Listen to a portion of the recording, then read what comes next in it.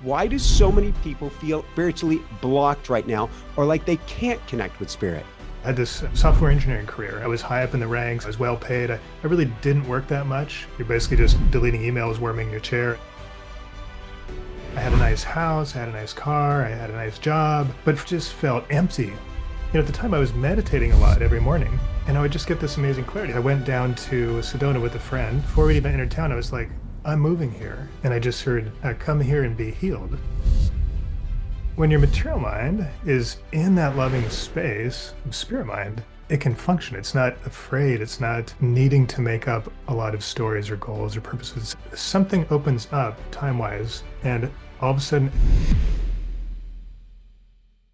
Are you ready to shine?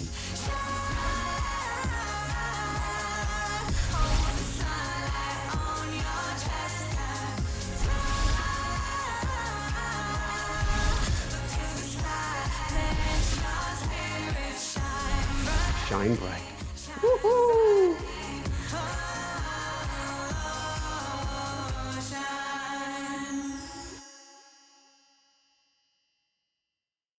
Archangel Michael, Archangel Raphael, Archangel Gabriel, Archangel Uriel, higher self, higher team, and all angels, guide, and light workers here for our highest good and the highest good of all. Please help me to help Jeffrey today. Please help me to shift consciousness today. Please help us to raise all of humanity today for our highest good, the highest good of all, or something even better. Woohoo! Hi, everyone. Welcome back. I'm Michael Sandler, your host on Inspire Nation. If you've ever wondered how to access spirit, especially during times of chaos or crisis when you need it most, then do we have the Jeffrey Allen Spirit Mind Show for you. Today, I'll be talking with Jeffrey Allen, best-selling author, speaker, and personal energy master expert about how to access spirit mind, especially when things feel blocked. So welcome to the show, Jeffrey, and Haji Mamashite. Are you ready to shine? thanks so much, Michael. I am. And thanks for the little Japanese in there, too. I love it. You are most welcome. Okay, Jeffrey, so before we dive right into things, why do so many people feel energetically or spiritually blocked right now or like they can't connect with spirit? Yeah. Yeah, it's a great question because I see this all over the place. People are feeling like I want to connect. I'm doing the things that I think I should be doing to connect. But somehow my busy brain is sort of in the way and stopping me from having that deep connection I want to have in the moment, right? And I think there's kind of two big reasons there. One is like I just said, that in the moment, like that's one of the key things. It's like connecting and spirituality, if you will, is all about here and now. So it's not something you have to plan on or something that you have to schedule or, I don't have to say I'm going to sit down and meditate at 7 a.m. every morning for 15 minutes. And I mean, all those things it's great. I go do my yoga or whatever it is for you. Those things can help you find balance. But the important part is right now in this moment, that's when you want to access. My wife and I call it spirit mind. That's kind of her terminology. And that really deep part of you that's always connected with your soul, that basically is your soul. And this dichotomy of like the way Hisami describes is really beautiful. She says that basically you have two minds. So you've got spirit mind, which is always in tune with your soul, and it sees the bigger picture. It sees with love. It sees everything as it is. It's present in this moment. It's not in a space of lack. It's always full. And that's our true essence. That's what we're trying to feel, right? But then we have this other mind that's a little overdeveloped at the moment that we call material mind. It's it's for the material world. It's for like getting stuff done, getting from here to there, remembering stuff. It's a fantastic tool, but it is a tool, right? So it's a tool that we don't want it to be the ruler of our life. If we're ruled by material mind, which many of us are, because that's kind of how our society has been validating us for many decades now. That's how you make money and get a appreciation and rewards or whatever. So this material mind in all of us has grown to this space where it's like at its max and it's kind of overloading and getting, like out of control. And getting back to like, okay, and that's what keeps us from being like here and present in this moment. Well, it's interesting. I don't know that much about your history. Please forgive me, but I know worked, maybe it was a software engineer, and for at least 10 years, maybe it was 20 years, and at one point you had been there for maybe it was the 10-year period, and you were given a pair of binoculars as a gift for a job well done, and your thinking mind probably loved it. I think your spirit mind was dancing the 1970s song by Le Chic to Freak. Yeah, yeah. Yeah, exactly. It was, yeah, I'd been, that was like 15 years in, 10 years at that particular job. I was working at Sun Microsystems. And that was a big shift for me. I got this gift, these binoculars. And what it said to me was, like, okay, wow, 10 years have gone by. I'm sitting in this chair in this small office, spending all my time and attention working on things that, while I enjoy them, I really loved software engineering, wasn't helping anybody. Like we would sit in conference rooms and talk about things as if they were life or death, but really they had no meaning or significance or very, very little significance to anybody in the world other than us pretending that we were doing something important enough that we could validate our paycheck that was coming in because we're all getting paid a lot. you know? And and I realized as I got that gift, and maybe it's the binoculars kind of helped me see into the future, see the bigger picture. I just thought, wow, if I don't change, I'll be sitting here warming up this chair, deleting my emails 20 years from now, or 10 years from now, it'll be 20 years, and they'll be giving me like maybe a telescope or something. Because they're like, you couldn't see the big picture with the binoculars, maybe you need a telescope now. Or maybe they give me a microscope. I don't know the other way. And but yeah, it just kind of blew me away. I'm like, time is passing, and what am I living the way I want to live? Is this the life I want? And to me, it was such a metaphor for. I mean, it's okay. One of my degrees, and I'm not saying that to tout anything, is in computers, and that's all thinking mind. And today I can look around me, and the thinking mind is boom, and there's this balance needed. This is the positive negative that we talked about off air, this alternating current. You need the mind, absolutely, but you need this heart, this essence, this plugged in nature. Well, you're always completely plugged in. You are the in, but we need that to traverse this geography that we've developed before us. Yeah, yeah, exactly. And it's fun too because anytime you say something like there's two of something, like if I say, oh, okay, you've got two minds, you've got the spirit mind and the material mind, and right away people think, oh, these are opposites. This is like black and white or on and off or good or bad. And so like right away, because that's how your material mind thinks, right? Your material mind organizes things, categorizes things, measures things, and it lives in the world of duality. Spirit mind isn't there at all. So it's actually like a third thing.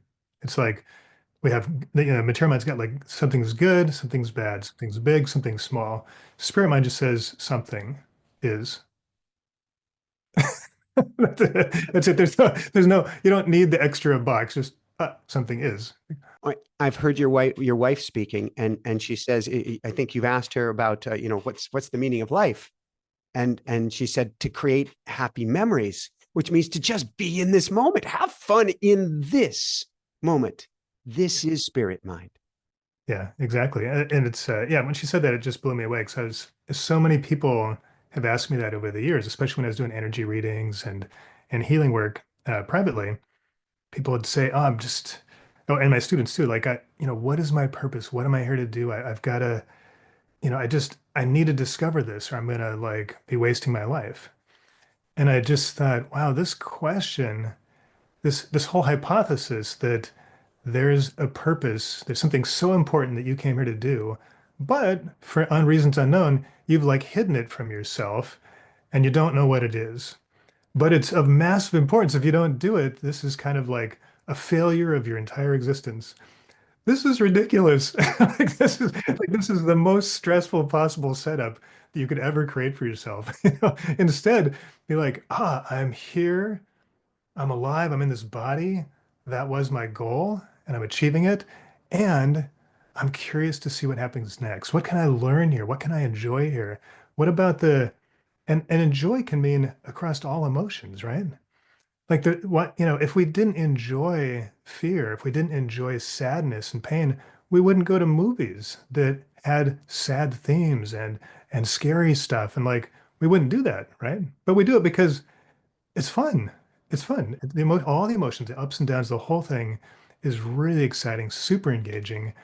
And if we can show up with curiosity in the moment, rather than this some idea of there's like it's like some sort of business label applied to our business metaphor applied to our soul. Like there's something I'm here to do. What's my mission? What's my purpose? What's my goal? Like you don't need a business plan to be alive. And that's such, when I talk about people with your soul blueprint, to me, a soul blueprint is what's your energy? Are you in alignment with you? If you're in alignment with you, you're awesome. If you're not in alignment with you, well, let's just get you back in alignment with you. So I'm looking at my 3-year-old dancing outside of the studio right now, and she loves spooky music. Not anything scary to watch, but she loves dark, macabre music. Neither my wife or myself too, but she enjoys that rush of that emotion without judgment. That's great. Yeah, and all these things are fun. They're being here, being in a body, enjoying this human experience. It's just wonderful. And I even think back, there are times when I was, so sad. And one time, my ex-wife and I had split. They'd moved out of state, so I was really missing my daughter. She was very young, and I remember just sitting. I was at work. I went down into my car in the garage. Nobody could see me, and I just sat in the car and I just cried, you know. And this sadness, and like in that moment, I felt so alive. I felt so connected. I felt so expanded and beautiful that I was sad and crying, and then I was just like euphoric all at the same time. I was just like, oh God, I'm alive. I don't feel this way when I'm sitting in the conference room or behind my computer typing out an email and being smart. Like I don't feel alive in that moment. I feel like a robot. Is that the new state of consciousness? There's all this talk about shift, 3D, 5D. I always joke because I have dear friends and coworkers. Aya Bear, big shout out to you in the Philippines, and they have 7D mongos over there. So I joke about 3D, 5D, 7D. But is this that shift of energy of going from more of just the physicality to more embodying that energetic state of being? Yeah, I think so. And I think that it's not an either or, it's both. Like I was talking about this we always want to put things in this dualistic frameworks. That's how our brains work. And with spirit mind and material mind, instead of thinking of things like this, two separate things, the way that like Isami does the diagram is she says, okay, imagine spirit mind is here in the center, it's your center. And then material mind is like going over here, like, oh, this is exciting, this is good. Oh, this is exciting, this is bad. Oh my God, this is terrible. Oh my God, this is wonderful. It's like so it's always doing this. And so you said the trick is to learn to kind of bring it back into the center. And when your material mind is in that loving space of spirit mind, it's it can function. It's not afraid. It's not um, needing to make up a lot of stories or goals or purposes. It's actually all of a sudden it also feels that safety, that completeness, that infinite energy of spirit, and it can thrive. It doesn't disappear or die. It thrives in that space. Can we be energetically under attack, for lack of another description? And is there a way to bring it back to center? So for that, I would kind of draw on my just all the years I spent studying energy work and teaching energy work and working with boundaries, working with kind of how empathic we all are. I'm very empathic, which is a nice way to say I'm like a sponge and like, people can push me over if I'm not paying attention, right? So it's just a Yes. nice way to frame You something. feel Also everything, means and that boy, do also you means feel that it. yeah, it also means that I'm very sensitive to other people. I can Yeah. feel what other people are feeling, so I can be very compassionate in that way. Or I can get angry because other angry people around me. So like, and a lot of us have this capability, and those types of people tend to find me. They're like, oh, this guy's kind of like me. I want to learn from him. He knows some energy tools. I teach people how to just, you can visualize a rose at the edge of your space, and like that can really help you understand like energetically that, oh, the space between this rose and me is mine. I'm just going to own that for myself. And then the space outside that I don't really need. So when I meet somebody else, like if I meet somebody, I'm feeling like this person is attacking me or is wanting something or is somehow, feels like they're in my space. Um, what I can do is I can just visualize that rose halfway between us. And rather than protecting myself from this terrible thing, it's giving permission for energy to flow and for there to be clarity. So this rose is saying, okay, I have permission to have this all the space between this rose and my body. And you have permission to have all the rest of the space in the universe. All I need is just this space right around my body right now. That's enough. That is like such a generous offer. Like most people would take that offer, right? And and because you've had clarity and you've done it in a non-protective, which is sort of a brittle, uh, difficult way, instead of doing it with permission, where there's flow and abundance for both people, it's very easy for people to relate and to move into that space of permission and flow with you. Yeah, because they probably didn't feel like I want to attack you today anyway. No, nobody really comes from that perspective. I mean, maybe there's a few people they tend to rise to power for some reason, but but for the most part, even those people probably aren't coming from that space. They're just this and when everybody responds to you as if you are the villain, suddenly it's hard to not become the villain. To not to act out everybody's worst fears about you. Yeah. Well, which is getting back to your heart space and I've been watching a lot of the work that you do and you're moving energy like this. I'm like, isn't that cool? And I'm like, I wonder if I and then I'm like, wait a second. When I'm teaching, I'm always going like this. What we're doing is bringing it back to here, bringing it back to our heart, bringing it back to that energetic centered space. Just to kind of reminder to people that you don't have to know what you're doing to know what you're doing. Like you don't have to or maybe better said, you don't have to understand what you're doing to know what you're doing. So like you like when because understanding is about the intellect, right? It's beautiful, it's wonderful, I love it, but it's not required, right? So like if your child falls down, you don't like look up or ask ChatGPT what to do. You don't access, you just run over and you pick them up, you're like, oh honey, are you okay? And then like immediately you can see or feel that their emotions were hurt more than their body. So you pick them up, you give them a hug, you kiss them, whatever. All that stuff's just you know what to do. Like you don't know why it works. You don't understand that part, but you know. And this is when you can lean into all of life that way, like in every moment you know what to do. If you stop looking out here, or in the brain for the answers, you find you actually know what to do. It's sort of like you don't have to know how to heal a cut. It will take care of itself, but there is a knowing. And once there's this, I was watching this interesting documentary. A lot of it seems a little strange to me because I really wanted them to go deeper, but it was an interesting documentary nonetheless on the Air Force Thunderbirds, these fighter jet planes that go in formation, and their motto is blind trust. If you have to think about trusting the other person or what they're going to do, you're going to crash. And you may take each of them with each of your fellow pilots with you. Instead, it is just a knowing, it is a blind trust. It will be there to save you. There's one move that they do where they fly down right above the crowd, all in diamond formation. And the lead pilot has to aim the plane at the ground. But because his wingmen are underneath them, their wings create the lift to keep his plane up, even though he's pointed down. That, I believe, is the space that we get to live in. Mhm.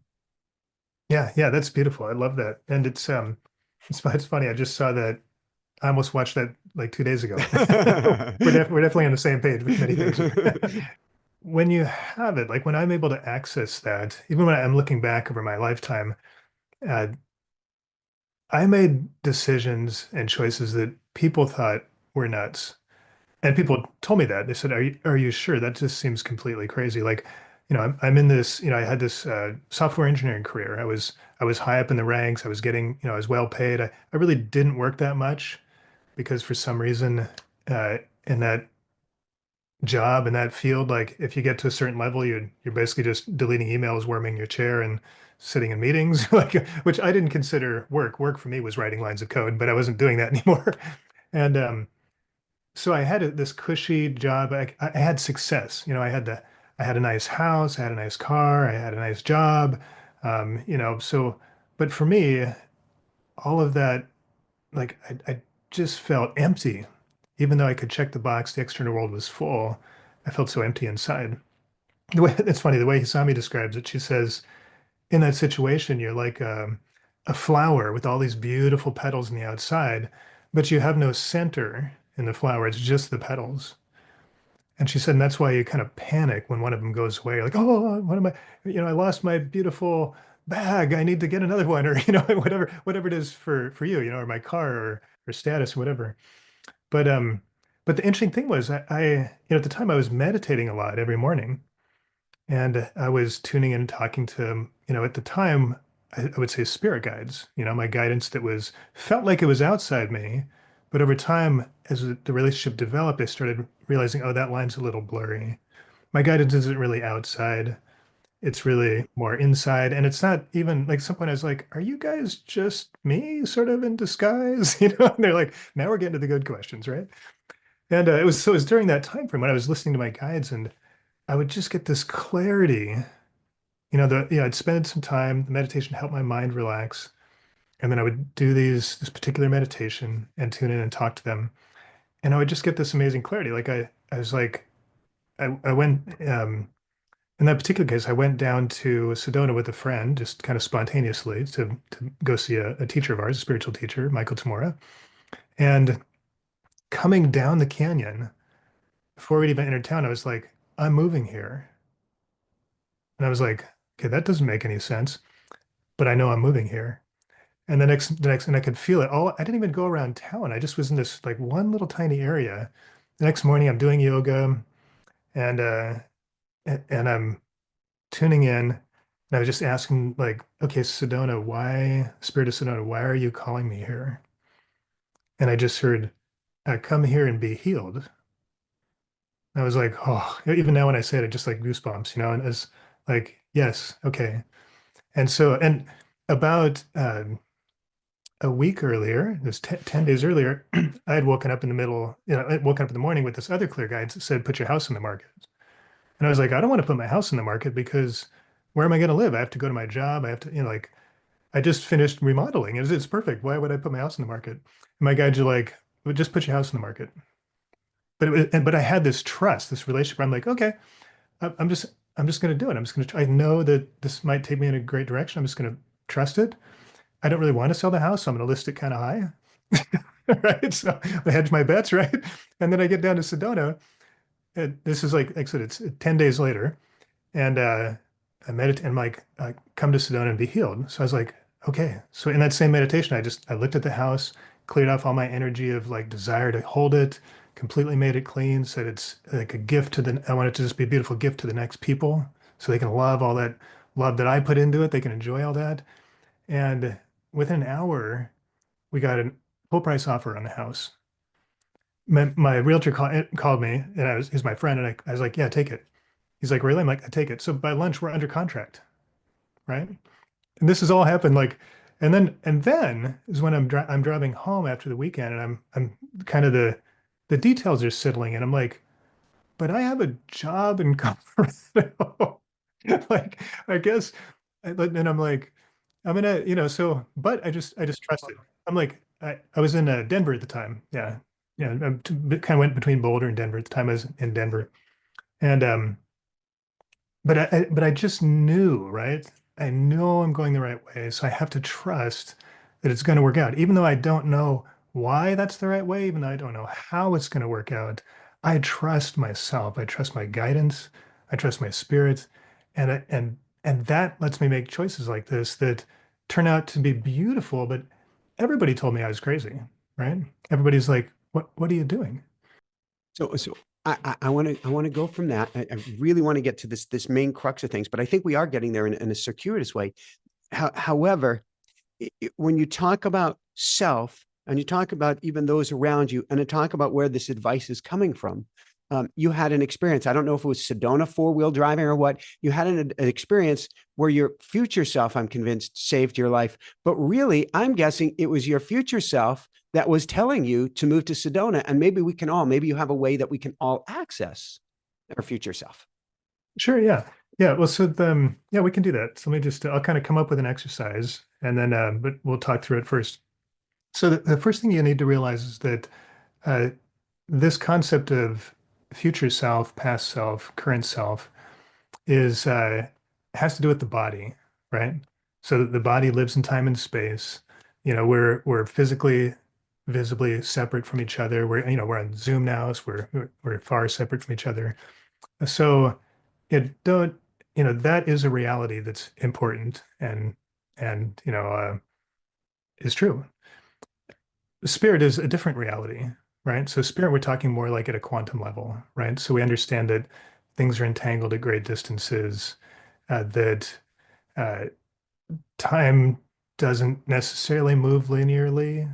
It can sort of move forward and backwards. And then from an experiential point of view, from my experience, uh, if I'm in that space of spirit mind, if I'm in totally in my body in the present moment, if I'm looking at the energy or just enjoying that moment, with my child or dog or partner or whatever, just outdoors, that something opens up time-wise, and all of a sudden everything is available. So future is available, past is available, all it's this huge probability space. It's all happening all at the same moment, right? And because there is only this one, right? There's only this moment anyway, right? So we're just sort of moving it around, calling it past and present and things like that. But you can experience all of it all at once. So how would I do that if we want to do that right now? Okay, so let's see. So yeah, so let's just do a little exercise. So if you guys, does that sound good? Yeah. I'm just gonna, channel it as we go here. So so I want you guys to do so. Start with just keep your eyes open and notice your breath. And and with your eyes open, noticing your breath, just be right behind your eyes and gently breathe your eyes closed, but don't go anywhere. So don't, a lot of times when we close our eyes, we go somewhere else, but don't. Just stay right there, really present behind your eyes. Very nice. Okay. And then be aware of your body. So you might be sitting in a chair or feel your feet on the floor.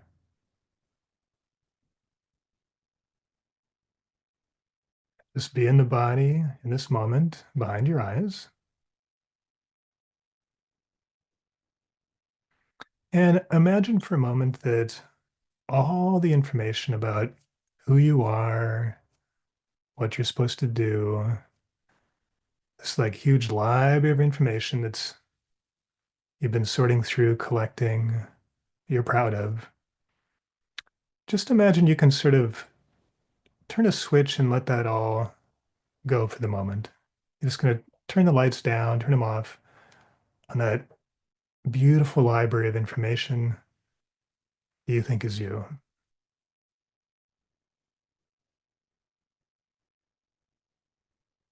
And as that fades away, notice what doesn't change. You're still here, still behind your eyes, still in your body, still breathing. Interesting. All that information that you thought defined you, even if you let it all go, you're still here. And breathe. And then very simply, you're going to let the lights start to come up on a different reality. Not who you think you are, but who you are. who your spirit is.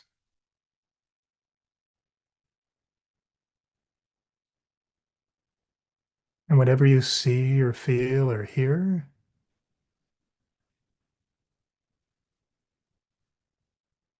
just be curious. And even if all you feel is silence and darkness, notice that, hey, you're still here. Maybe you're the universe. Often looks silent and dark, even though it's not.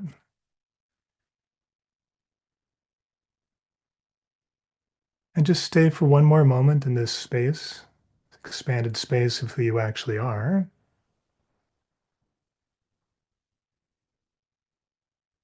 And just put a little bookmark here.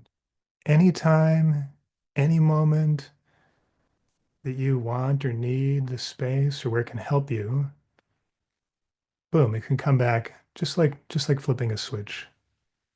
You just remember, here's who I am. And hold that understanding, that remembrance, and let the lights come back on and all the mental information too.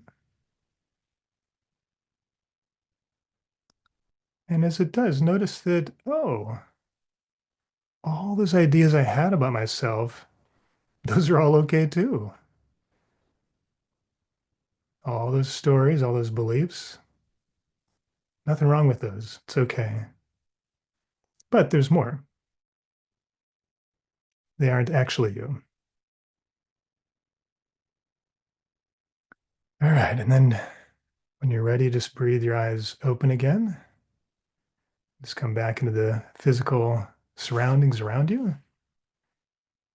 And just notice that, in this moment too, you've still got a little bit, maybe a lot of that same sense of expansion of you, even if you don't know what it was. It's totally okay. Thank you. Now I'm really, really soft and sweet here. I still get an interview to do, but I'm just like, oh, still get an interview. Still, we get to play. We get to play, Jeffrey. How do we take this energy of chaos or of overwhelm, which isn't real, but my God, it feels real. Actually, it is real when people are losing their jobs. It is real when you can't, well, it is real when you're in a war zone. It is real when all of these things are going on. How do we reset or get back to center or even Tai Chi, turn that energy around, get into that energetic pump during these times? Yeah, I would say a couple things come to mind. One is try not to resist. Life has difficult moments. You can't uh, fix that forever for everybody, for yourself. Like there's uh, right now, I'm lucky. I'm in this time of relative peace around me, and you know, people are healthy. I'm healthy. Not any real troubles that I'm not making up myself. But but I know, but I know that uh, that won't last forever. Body's aging. People will die. There may be some tragedy in the external world, this affects me and many people. Like, um, that's okay. Don't resist that, right? Just like, uh, even when things are terrible in that respect, you can still find love. Just like we had right now, we had both perspectives. We had like who you thought you were, all the things that you know about yourself. We sort of turned those off. Then, oh, I didn't disappear. Then we turn back on, like, okay, let's have some other lights come on of maybe who else you are, who your spirit is. So that second part is love. Basically, we're turning down one mind, and so you had a little space to turn up the other, and we brought them together and said, okay, so you have them both. So even when you're in that terrible experience that you're having, uh, don't try to resist it or pretend that it's not true or like get over it. Instead, say, okay, I'm in this moment. I'm going to walk through it as gracefully as I can. And that won't necessarily mean graceful. Like sometimes the graceful as you can looks pretty rough, but that's okay too, right? It could have been rougher, So, uh, I find when I look back at the challenges I've faced before, the things that stick out in my memory about those times are not the challenges themselves. It's the times when I let them overwhelm me in a way that I spread, sort of the pain that I was, or fear or whatever it was that I was experiencing when I started spreading it to others. That's what I remember. That's the parts that stick with me is like, it's okay. It's actually okay with me that I suffer sometimes, but I'm not as okay with that that suffering is that I'm spreading it to other people, either consciously or unconsciously. So it's like if when I can do that less, I feel pretty good. And that feeling pretty good, even in the midst of chaos, feels pretty good. So it's Going back and again, I'm seeing my daughter and I'm thinking of you now crying in your car. Forgive me.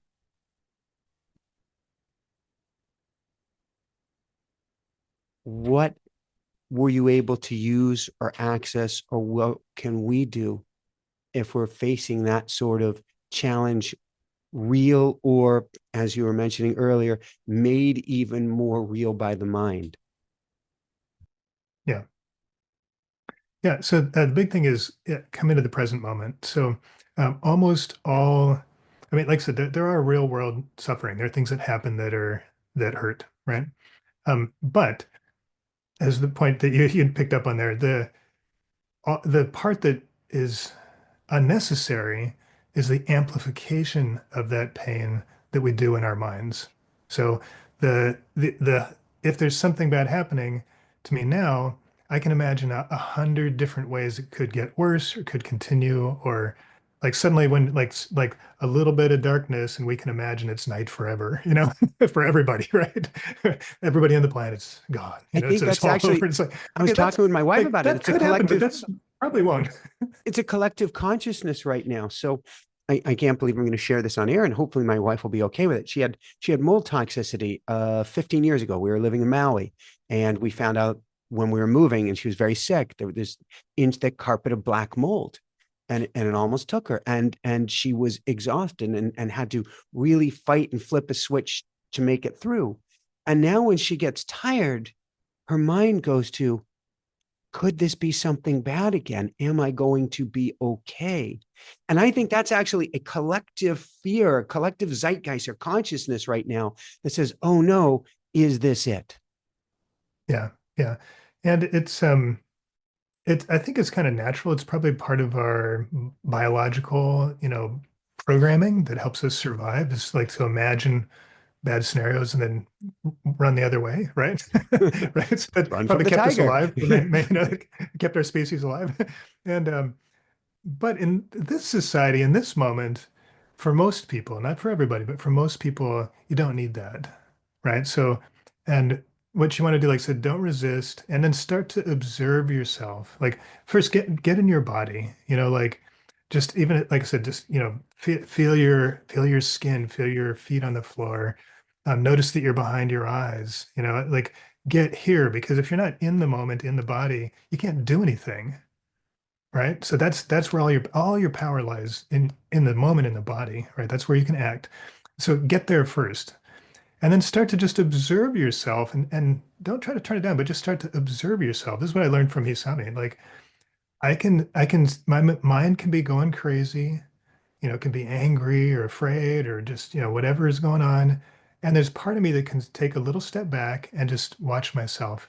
Oh, I'm really angry right now. Ooh, I'm really afraid. And just from love, just observing, oh, that's who I am right now.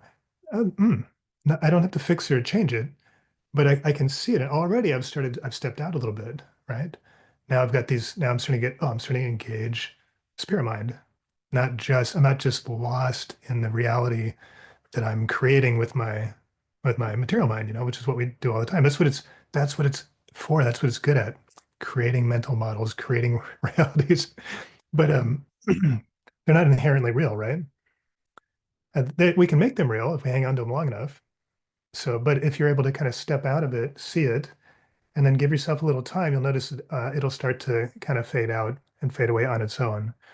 You don't actually have to do anything other than notice. That's the main thing. Do you want to say hi to Jeff? No, you just want to be here for the remainder of the interview for the last few minutes? Well, we can certainly do that. there, let's see, there was a point, and having your beautiful soul here, I may have lost my train of thought right at the very end here. But there was a point of the pattern interrupt. Well, I know it hasn't happened recently, but in some of the okay, you're good. Uh, Biggest disagreements that I've had with my wife in the past. It, in the middle of those heated moments, and we're both very spiritual beings, working our way through this. And I like that you said in rougher moments. I fully admit to having rougher moments. Absolutely. But at some point, one or the other, or both of us may start cracking up laughing because we realize we're taking ownership of something that ain't real. This is my side of the line. This is none of it is real. Yeah, totally. And it's okay. Like I said, let yourself have both. Like it's okay that I have a strongly held opinion in this moment. And it's okay that I can see the bigger picture, that it's just a strongly held belief in this moment. Exactly. So where can people we definitely I definitely want to have you back. I would love to continue this conversation. For now, though, where can people go, Jeffrey, to find out more, to find your work, to find your YouTube channel, to find everything that you have to offer? Yeah, you bet. So you can go to my website. My website is iamjeffreyallen.com. And there you'll see both my energy work, which is all through Mind Valley right now. So if you're a Mind Valley student, you can just type in Jeffrey Allen, find my programs. And so that's where you can find out about the energy work. You'll also see a link to Spirit Mind, or you can also just go to spiritmind.com and you'll see the work that I've been doing with my wife. So the latest program we have where we're all the stuff we've been talking about here about spirit mind and material mind. This is really her framework that I learned from her.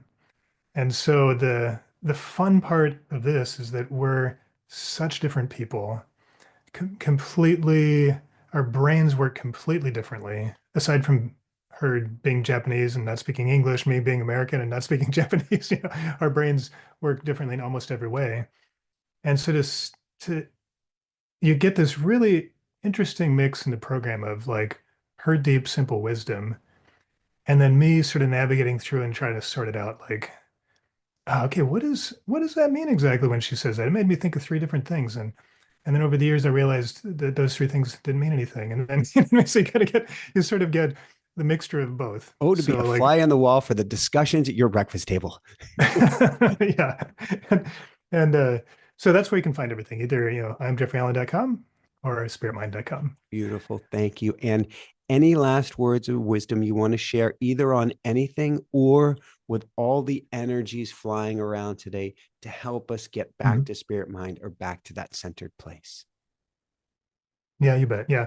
So I'd say that when I look at the energy right now, like what's up for everybody, watching this, it's mostly world events. So there's just when you look outside, you mentioned this earlier, Michael, there's just a lot going on, right?